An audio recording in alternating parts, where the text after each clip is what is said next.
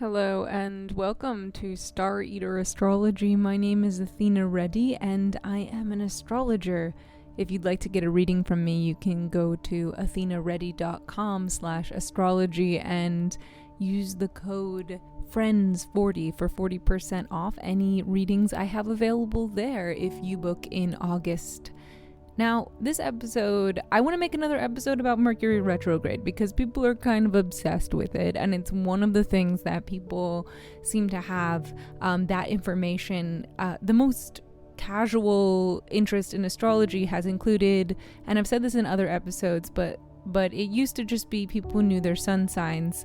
I've been doing this for a while, and then people were like, oh, sun, moon, rising, it's more dynamic than I thought it was. And then people, in my experience, really started to understand what a Saturn return was, and that was around. And then it seemed like everybody knew about Mercury retrograde, and the general feeling and the general thing that goes around about Mercury retrograde is often like things go wrong, and or usually with like technology or travel or plans being delayed. And this thing kind of was in the popular consciousness, I think, when I was first taking clients about not signing contracts during Mercury retrograde. It was something that people who were more casually into astrology, they just followed that thing wherever they got it from. And I understand where all of that comes from.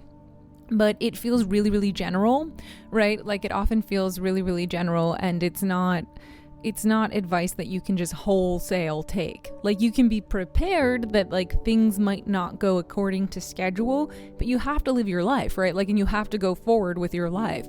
And on my previous episode, I discussed some of the cool things that can happen during Mercury retrograde, or some of the things that we can really embrace about getting out of our normal routine and all of that kind of thing. As a Virgo rising myself, I really like to be prepared anyway for things to possibly go wrong or there to be a schedule problem. And, I like to get places early to get the lay of the land and all of that kind of stuff. So in that part of Mercury retrograde, I feel like this sort of like idea of travel getting interrupted is very funny. But in my previous episode, I talked about the like review and revisit and that kind of part of Mercury retrograde. And it's like, yeah, things that we might initiate during this time might need reviewing, revisiting, revising, or we might be doing that reviewing, revisiting, and revising during a Mercury retrograde. So there are just themes of that. And then obviously it matters what signs it's going through. So if you're listening to this in real time and it's, August 2024 right now, and you're interested in the Mercury retrograde that's particularly going on right now between Virgo and Leo, go listen to the previous episode. That one is one that is more appropriate to like specifically me analyzing this time period. Whereas today I'm gonna talk about nostalgia and Mercury retrograde. And one of the other things that people seem to generally associate Mercury retrograde with is people coming back from your past.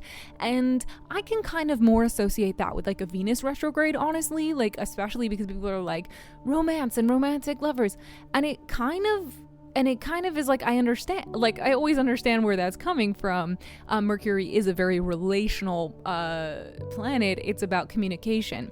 But when people talk about exes coming back, I have seen it in real time with clients and myself much more in a Venus retrograde. And I would, if I was gonna like give out advice about like what to do when, I would say just like live your life during a Mercury retrograde. Just prepare a little better and let yourself digest information and be prepared to take a different road home and enjoy that. Whatever. I would look out a lot more for tech glitches when there's a Uranus transit affecting your chart, or when there's Uranus Mars going on.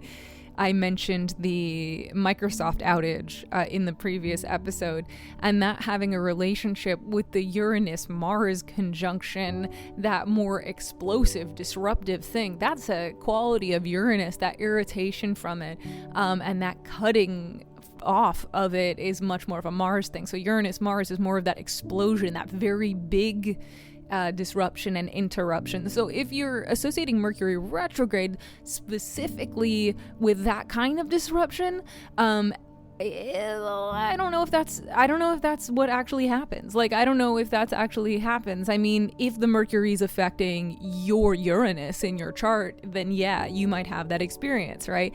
And if it's doing something with your Mars, then yeah, the disruption is big. Mercury tends to just give the mic, like, to whatever kind of planets that it's aspecting, right? So if it's aspecting something in your chart, it's kind of giving it the mic. And so if it's aspecting Uranus in your chart, and Uranus is the disruptor, right? Like, Uranus is the stress tester, Uranus is the lightning bolt. And so if Mercury is giving the mic to that in your chart, like, yeah, that's when you're going to see that style of disruption. But Mercury retrograde in general, and I think, you know, my little pet peeves go up when I listen to people casually talking about astrology, because they'll be like, Mercury is in retrograde. I don't mean to make fun of anyone, but it's just like they'll generally say it, and I don't think we should blame astrology on things. I think we should observe, like, what is Mercury retrograde to you? Do you not feel its effects at all when it's in a house in your chart where it's not aspecting anything? Are you watching other people get frustrated? Or are you doing the self-fulfilling prophecy of deciding that it means a very short list of words that you saw on Instagram, and then you're not allowing yourself to observe the actual things going on in your life? So one of the challenges with astrology is, like, not to project onto the reality. It's a thing where we're observing, where we have these correspondences of poetic language that we can interpret our experiences through. But I think that if you are following astrology, one of the gifts of it really is to learn the language of it and understand the patterns of it and understand its relevance in your life. But you need to also live your life. Like, you need to also live your life and see what it means to you.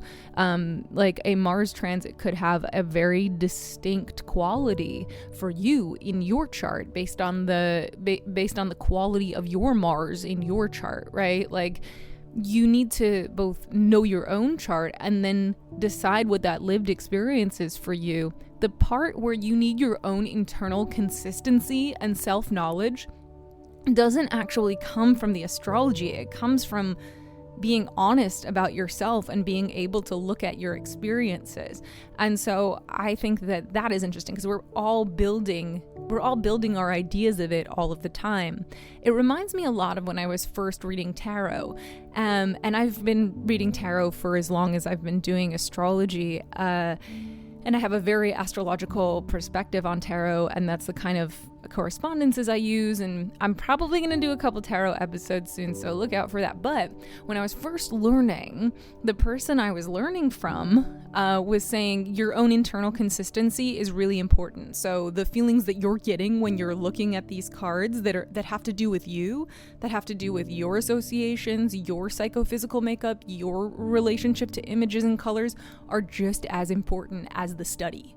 Because if you just study, if you just listen to other people's labels and things like that, and you just take that on, then you're just applying it to your own experience. And sometimes it's like really mind-blowing, especially when we're first discovering these things, to learn that there's a tradition of, say, describing a Venus transit, describing a Venus placement in a chart, and like it resonates and you learn something about yourself.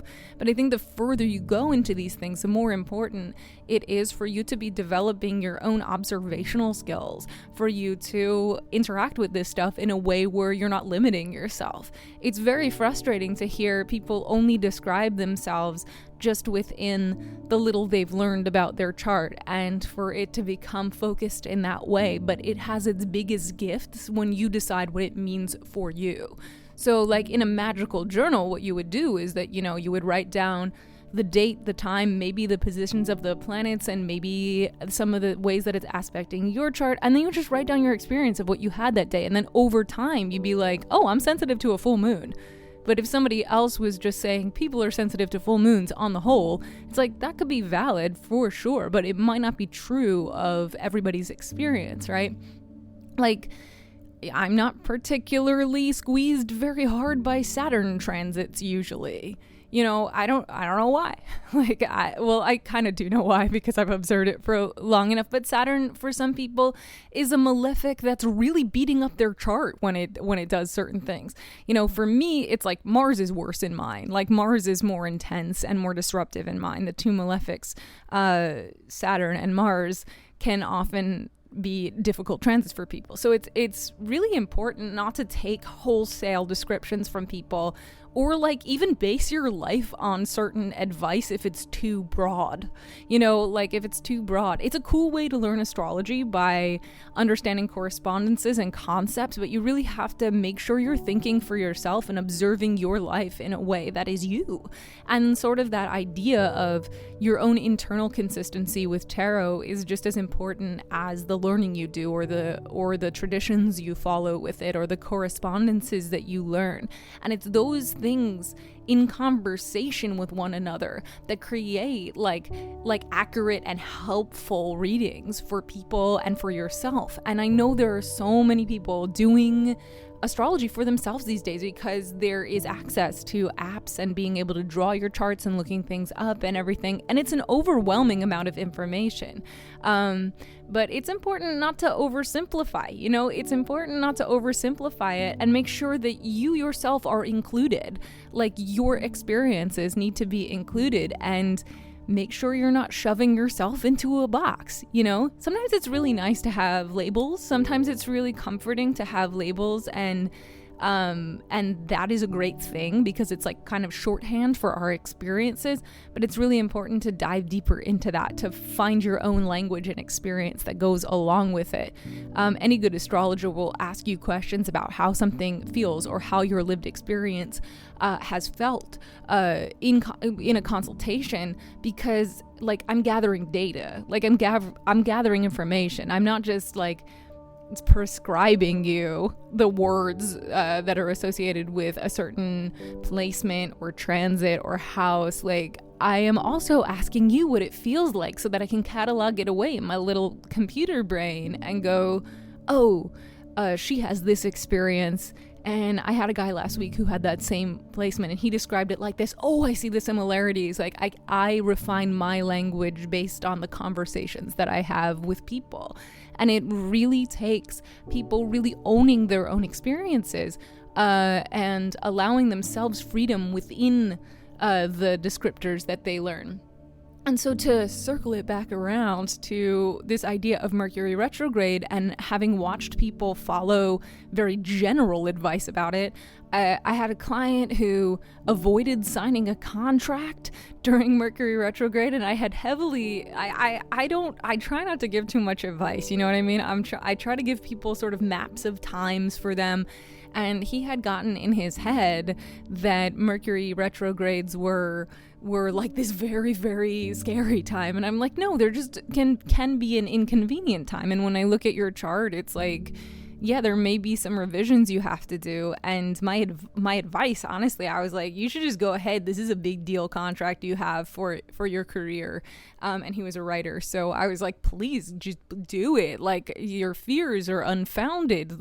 Look at this opportunity that you've gotten for yourself. And he ended up avoiding doing it. He ended up not signing this contract during a Mercury retrograde because he had digested a lot of information that freaked him out about it. And I think it's really important for people to use astrology as a tool and not to be freaked out by things. And so I think that's it's super important. If you can't actively use it as a tool and you're only using it to bolster your, grow your own fears or keep yourself trapped or something like that. And I understand, based on his chart, obviously, why he made that decision, and it's his decision, and I didn't advise it. But he lost an opportunity because there was a time limit on it, and he just decided, oh, bad vibes because Mercury retrograde. But it wasn't bad vibes, it was a good opportunity, right? And it might mean that you sign a contract and it may not go I was looking at his chart and I was just like, this is not going to go catastrophically wrong. It's just going to be a little annoying, and it could even mean there was something going on anyway. in that situation, I was like, it just might be annoying to get to the office. It just, like, the day that you have to sign the contract, because it had a lot to do with his, like, something else going on in his chart. I don't want to, like, disclose too much, but I was like, no, Mercury retrograde could be as simple as, like, your train is late, because we're in New York, and I was like, well, the subway could be off that day, so maybe invest in an Uber or, like, whatever the hell to make sure you get to the office, or, like, leave really early, have a coffee nearby. Sometimes it's that simple. And sometimes it's that simple. It's just like Mercury retrograde reminds me a lot more of tripping over when you're running and then not getting a bad injury. Like, it's not necessarily absolute broken leg, you know? It's not absolutely, I can never run again, right? Like, that is gonna be more likely to be Mars or Uranus transits in a chart if you're going to get yourself in a state of, like, warning yourself about anything or, like, avoiding anything. I would more likely just don't withdraw from the world just because Mercury's doing a thing, right? Like, don't withdraw from life. Like, there are risks that need to be taken, and especially Mercury is a neutral planet. It's the only one that's not either, there's the sun and the moon, and Mercury don't have the label benefic or malefic, and Mercury is a very neutral planet that depends so much more on everything that it's touching than it does on its own thing. Like, it could get its wires crossed during a retrograde, it could redirect you during a retrograde, and sure, it is absolutely worth looking how it's hitting you and seeing if those tripping over while running things are going to be more catastrophic for you. But I think this sort of rumors around Mercury retrograde are a little silly, to be honest, and I want to free it from those chains sometimes. And just because things are happening more slowly sometimes during a Mercury retrograde, like your routine might be slower, or, you know, the way you were communicating or having your productivity or being able to take on a lot might slow down. What a relief. What a relief to have it slow down. What a great thing to have a chance to digest things. It's Mercury retrograde is such a time where, if anything, it just can give you a little bit of a break from the grind in certain ways, like especially if you use your mind in your work or you work in any sort of communicative places. But I would say, don't withdraw from opportunities because of anything in astrology. Like, man, you have to observe what that is for you. And if you were to look at your chart and not be obsessed with the thing that's colloquially known to cause problems, and you were to look at your chart and actually look at, say, a benefic transit that's happening that describes the thing you're going through, that's a good opportunity, well, look for it. Like, be like, there's good and bad in this day, in the same way that when I teach movement and I teach somatic descent, you know, and somatic movement and everything, it's like there are areas on your body that feel pain, and there are areas on your body that feel neutral, and there are areas on your body that feel pleasure, and that's able to be happening all at the same time. And that's exactly how it is. It's just like, it's a full meal, and you don't have an entire serving of poison, especially not with Mercury stuff, because it's fairly neutral, you know, it's not personal. The mistakes can be a little silly. The miscommunications often can be a little bit like, oh, I'm tripped up, or, you know, this is imperfect. But fights are with Mars, like fights, it would be Mercury with Mars. So, you know, this is just all worth saying, but I wanted to actually I just wanted to quickly talk about the part of Mercury retrograde that I find really cool, and that's nostalgia. And I wanted to talk about our relationship with nostalgia, like as a culture, as individuals. Nostalgia, like thinking back on times that were good, thinking back on times that were bad. This sort of idea, again, of Mercury retrograde being a time where you repeat, you redo, you relive. And nostalgia is a place where we relive. We can relive things. We can relive moments, you know. And I think during Mercury retrograde, it's like things might slow down a little bit sometimes in the communicative or mental realms at moments. And you might have pressure to move forward in those things, even though they don't feel as smooth as usual, right? And that's the glitchiness. It's just like, oh, this isn't working exactly as it was previously. Adjustments must be made. Which does slow things down, but it's not evil, right? And this reviewing, revisiting, reliving is interesting, because a lot of the stuff that can come up if you're interested in nostalgia or your past, or looking at your old journals is actually a very good one to do with this particular Mercury retrograde right now, with it being in Virgo and Leo, and having this sort of idea of having written things down in detail, and then also them being self-expressive. So looking back on things can be very healthy during a Mercury retrograde. Nostalgia can be a really great tool. It can be a really great tool. And again, like, we can get stuck in nostalgia, and we can get longing, and we can, dismiss our present and decide that our past was the good old days, but the good old days never really existed. But there are like beautiful sparks of nostalgia, or, Mercury retrograde is a really great time to like rewatch a movie you watched as a child and see how your perception has grown, and maybe connect to the part of you as a young person that loved that movie, that loved that thing. How have we grown up, and how can we look at our younger selves and like have that communication backwards, Mercury moving backwards? How can we have that communication with our own minds through time? Our perceptions have changed based on our experiences, but we still have like these foundational imprints. So I think this is a really great Mercury retrograde, I think, right now, and I think all of them to go back and watch something that you watched when you were younger, or like really reflect on why is it your comfort movie, why is it your comfort book, what album haven't you listened to in a long time, and what can you learn about yourself now. This connection to yourself through time can be extremely, extremely valuable. And I think with nostalgia, as long as you don't get stuck there, as long as it doesn't require you to buy things, as long as people aren't manipulating you by nostalgia, which I think a lot of like remakes of movies and television shows often do, try to sell us stuff in a different form, but like actually just going back and actually just like looking at the things in their original form can be really, really lovely. I love to look at old photos. I love to look at old photos during Mercury retrograde and just kind of confront the way we analyze time in a certain way, the way we see our minds change. Like if you look at a picture of yourself when you were younger, and I'm 38 now, and I can look at pictures of myself in my 20s where I didn't feel young, right? Like I felt like time was ticking, and now I look back and I see that like child, like this person is so baby, and they thought, I have been on stage a lot in my life, and I've been on stage a lot with my guitar and my voice. And a couple Mercury retrogrades ago, I was looking at a video of myself singing on stage with a band, and I remember that day, right? Like, so Mercury is also about memory and remembering, again, like revisiting, remembering, redoing, revising.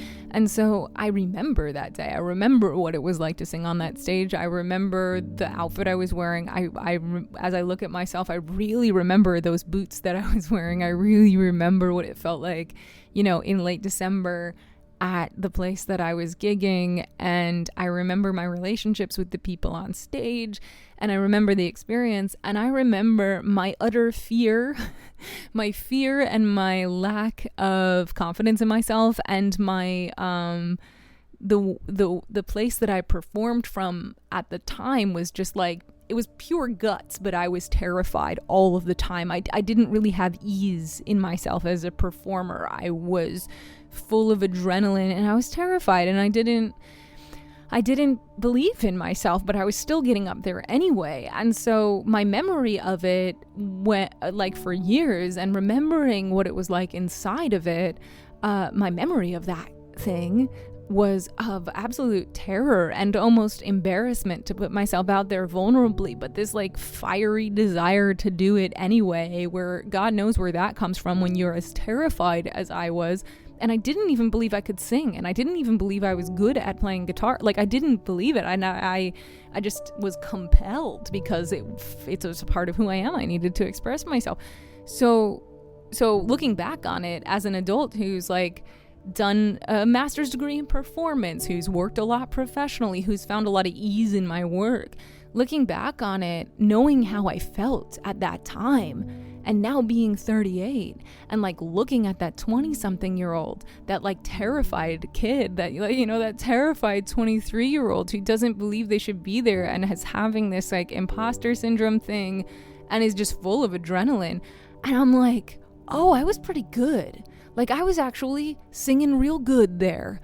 And the audience clearly liked it. And it wasn't something I was able to feel at the time. It just felt really raw. It all just felt really, really raw. And so I think it's really useful to, as the older you get and the more of, you know, I really believe in becoming the adult that you needed. So, you know, if the adults in your life gave you bad advice or didn't see you, becoming the adult that you need to be, that you needed as a child, is one of the most empowering and beautiful things. Like, I needed to actually have someone sit down and tell me that I was good at this and that I belonged to be there, instead of like, I think, like, looking at it from the outside, I don't look scared at all. I look so confident. I'm singing rock music. What the hell? Like, I was always terrified. I was always terrified. It was always like pure adrenaline.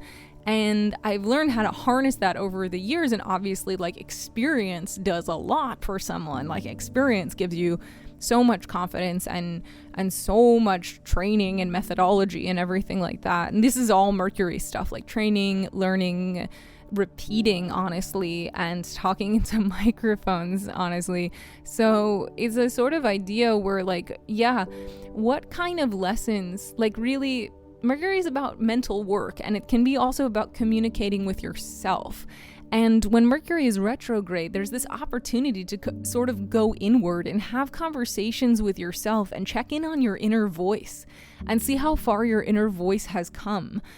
Because it's important to talk to ourselves like we're friends, or like we're the adult that we needed. And so I think watching, like, looking at a photo of yourself when you were younger, or looking at a video of yourself can be really helpful. I remember kind of at the beginning of when I was starting to do natal charts professionally, and this is a while ago now, but I remember I had a client who was also a friend, and I ended up doing their astrology for a while, and they were talking about how they had body image issues and the way they talked to themselves in their head, and that they always saw this one cousin of theirs as being having like a worse body than them, or whatever it was that they were like toxically thinking or had toxically absorbed from the culture. And they said that they had recently seen a photo of them with their cousin, and they were basically the exact same size, right? Like they had the exact same body type. And so it was like this revelatory moment for this person where they were realizing that they were so cruel in their mind to their cousin, who they found to be repulsive, and they were also repulsed by themselves. And this sort of looking back on the picture as an adult, as someone in their 30s, they were like, oh my goodness, I was so cruel to myself, and I was thinking cruel things about my cousin, and I was like trapped in this thing. And now that I'm an adult, it doesn't matter. It doesn't matter what these kids look like. And I think that little kid, he needed love. And so giving himself that love was really important. And I feel like that's a very Mercury retrograde activity, actually. Like, how does Mercury express love? Like, we're like, oh, Venus is a love planet, whatever. But like, every single planet and has its way of expressing love. And there's some relationships that are entirely loving based on Mercury. Like, they talk about the love languages, which I think is a bit flimsy, honestly, as a thing. But they talk about the love languages, and they talk about words of affirmation and stuff like that. And everybody, I'm married, and I've been in a relationship for a long time, years. And I think like it's kind of an adage that you hear from people in long-term relationships, where they're like, communication is everything, whatever. And it's such a frustrating thing to hear, because what does it mean? What does it mean, and how do you do it? And open communication, honest communication is everything. And the better you get at doing that with yourself, doing that with your childhood self, having the back and forth, the very messages from the past that we can see during a Mercury retrograde, like looking at that video of yourself as a child, looking at that photo, looking at that diary, having a lot of empathy for that person. I think we all struggle not to cringe at former versions of ourselves because we've so grown out of it. But that person needed love, and maybe that thing wasn't cringe. Maybe you were a good singer even though you were terrified, and if you actually look back on it with your adult perspective, you can kind of objectively be like, no, that's a person who can sing, whatever example that brings up for you. Or like, no, that's a kid whose body deserves not to be shamed by whatever they've internalized. It's that kind of thing. And that's how Mercury does love. Mercury does love, especially during Mercury retrograde, by making amendments, by being able to look at the past and reframe it with what we've learned, because Mercury is about learning. And so during a Mercury retrograde, when I'm talking about this stuff about revisiting, reviewing, revising, and having a relationship with nostalgia and the past, it's kind of like we get this experience of kind of having this relationship bouncing back and forth through time. And if you can actively and intelligently do that for yourself with a sense of distance, Mercury's a messenger. It's going between spaces. It's able to be effective when it can move. And this very nature of it bouncing back and forth regularly, it can be really, really helpful. It can be really, really beautiful.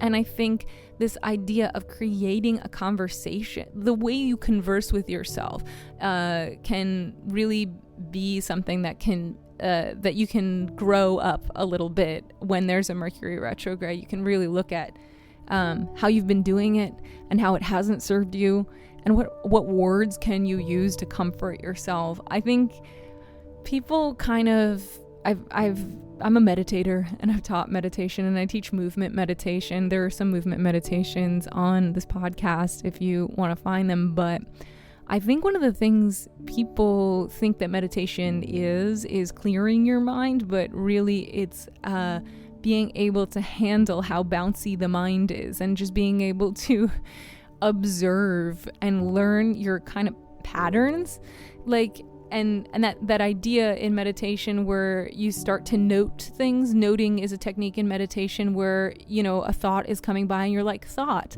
and you can even get a little more detailed with it depending on how you need to do it, but you can be like, oh, judgment, anger, whatever the thought is creating, in the same way that you can note things in your space physically when you meditate. So if you're doing a movement meditation, you'll be like art on the wall, and then you move around the space and be like blue light, like window.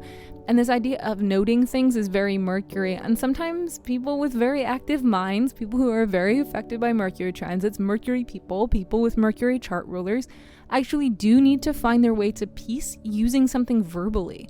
This idea of finding some kind of perfect silent inner peace is like, it's such a high ideal, and we live in a world of information, Mercury, information, and so many words. We're all reading so much, taking in so much information every day in these bits and bobs.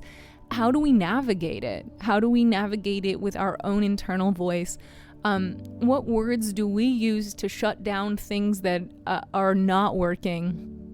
And sort of this idea that flowing through your thoughts, being able to note them, seeing where they came from, are they yours, or are they something you absorbed from society or from your work schedule? Like, what have you absorbed? Because again, Mercury gives the mic to things, to people. And your Mercury placement can often show, if you have a kind of debilitated Mercury, if it has a placement that it often gives the mic too much to other people, you may have absorbed a lot from the culture into your mind. Like, what rhetorics exist in your journaling, in your head, in your judgments of yourself? Like, what kind of words and sentences are structured, and who did you absorb them from? Like, are there things in there that aren't yours? Yeah, there are lots of them. And so, like, whose words do you trust getting into your head, and what words got into your head before you had the choice or the maturity to block the bad ones out, the ones that aren't serving you, as they say. So that was just a reflection. I hope that during this Mercury retrograde, that if you get a great opportunity, you don't avoid it by saying that Mercury is retrograde and that you just take care of your travel plans and take a look at how this Mercury is actually affecting your chart. Like, what house is it in? What planets is it aspecting? Does it have a relationship with the way your Mercury is working? Is it touching a Saturn or a Mars or a Uranus or a Pluto thing? Those might be rough. It might be really, really nice if it's having a pretty aspect to Venus or Jupiter. And it could have the quality of connecting with old friends, There's so many ways that it manifests, and it's something that's not general because of the nature of Mercury. So if you would like to know what Mercury is doing in your chart or have any other astrological needs, you can go to my website, which is athenareddy.com/astrology, and check out the readings I have there. You can use the code FRIENDS40 for 40% off of any of the readings I have available. I have face-to-face readings that I do via Google Meets, and I also have MP3 analysis of your chart and questions. So whether you prefer to just listen and take words in and sort through them on your own, or you prefer to have the back and forth, I am here, I am queer, and I am an astrologer. Aren't we all? But I would love to meet with you, and I am so excited because, after going back online and having friends of friends of friends of friends and taking new clients and expanding my clientele after being somewhat hidden and esoteric for a while with this career, it's been amazing.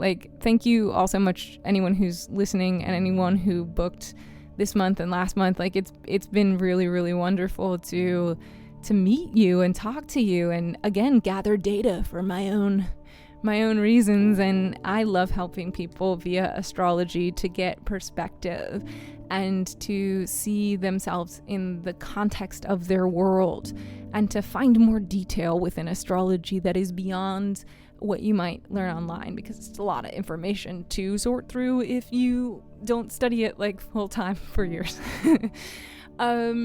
Yeah, so go read your old journal. Go look at a photo of yourself. Have a conversation with yourself. Check out the words that got stuck in your head that aren't yours.